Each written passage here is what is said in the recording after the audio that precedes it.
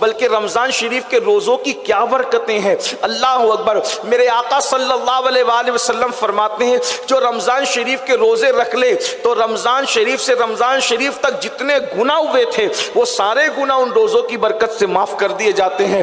روزہ رکھنے والا گناہ سے ایسے پاک ہو جاتا ہے جیسے ابھی اپنی ماں کے شکم سے پیدا ہوا۔ جب کوئی روزہ رکھتا ہے تو جو کپڑے پہنتا ہے تو کپڑے اس کے لیے مغفرت کی دعا کرتے ہیں، جو بستر پہ لیٹتا ہے بستر اس کے لیے مغفرت کی دعا کرتے ہیں اللہ اکبر۔ جوتا پہنے تو جوتا اس کے لیے مغفرت کی دعا کرتا ہے۔ اسی طرح اس کے منہ سے جو بو آتی ہے اللہ کو مشک سے زیادہ پیاری ہے۔ اور پھر فرمایا گیا روزے دار کو دو خوشی ہوتی ہے، ایک تو افطار کے وقت اور ایک تو رحمان کے دیدار کے وقت۔ اللہ ارشاد فرماتا ہے روزہ میرے لیے ہے اور میں اس کی جزا ہوں۔ اب یہاں پر ایک بات عورتیں کہتی ہے کہ حضرت ہم بیمار ہیں، حالانکہ جس بیماری میں روزہ رکھنا منع ہو جاتا ہے ایسی بیماری 2% لوگوں کو بھی نہیں ہوتی، مگر پھر لوگ بیماری کا بہانہ بناتے ہیں، بیماری بڑھ جائے گی، یہ ہو جائے گا، وہ ہو جائے گا۔ ایک بات میں آپ سے کہوں، ڈاکٹر جھوٹ بول سکتا ہے، حکیم جھوٹ بول سکتا ہے، مگر ہمارا روحانی طبیب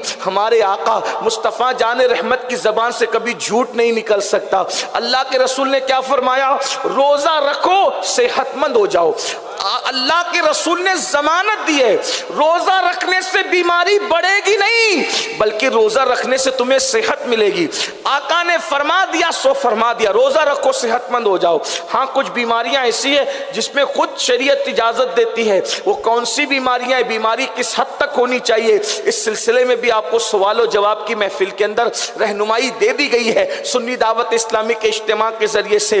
اس لیے رمضان شریف بھی قریب آ رہا ہے، ہو سکتا ہے آج کل میں ہی جو ہے وہ شعبان المعظم کا پیارا مہینہ شروع ہو جائے اور پھر رمضان شریف آئندہ مہینے شروع ہوگا۔ کیا برکت والا مہینہ ہے، اس لیے روزہ ترک مت کرنا، روزہ مت چھوڑنا، بے پناہ برکتیں روزے کی۔ اللہ اکبر۔ ایک بات آپ کو بتا دوں، جو بھی روزے رکھتے ہیں ہمیشہ ان کی عمر دراز ہوتی ہے، جو بھی روزے رکھتے ہیں اللہ ان کو مہلک بیماریوں سے بچاتا ہے۔ آپ دیکھ لیں یہ شوگر کا مرض، بلڈ پریشر کا مرض، ہارٹ کا مرض، یہ سب آج سنائی دے رہے، سب یہ بلائیں آج سے 100 200 500 سال پہلے 90 سال کی عمر کے ہمارے ولی ہوتے تھے، بزرگان دین ہوتے تھے، ان کو کسی کو شوگر ہوتی تھی، کسی کو بلڈ پریشر ہوتا تھا، کسی کو ہارٹ کی بیماری ہوتی تھی۔ یہ نہیں کہتا کہ جن کو یہ سب ہوتا ہے وہ گنہگار ہے، ایسا نہیں کہہ رہا ہوں، لیکن اکثر کی بات وجہ کیا ہے، وہ لوگ مہینے میں کم سے کم 3 روزے ہر مسلمان رکھتا تھا، مہینے میں 3 روزے ہر مسلمان رکھتا تھا، 13 14 15، اس کو ایام 20 کہتے ہیں۔ حدیث پاک میں آیا جو مہینے میں یہ 3 روزے رکھ لے اللہ اس کو پورا مہینہ روزہ رکھنے کا ثواب عطا فرماتا ہے۔ اور آقا علیہ السلام نے ان روزوں کو سفر میں بھی ترک نہیں فرمایا، اور آقا فرماتے جو مہینے میں 3 روزے رکھے گا اللہ پاک قیامت کے دن اس کے چہرے کو 14ویں رات کے چاند کی طرح چمکائے گا۔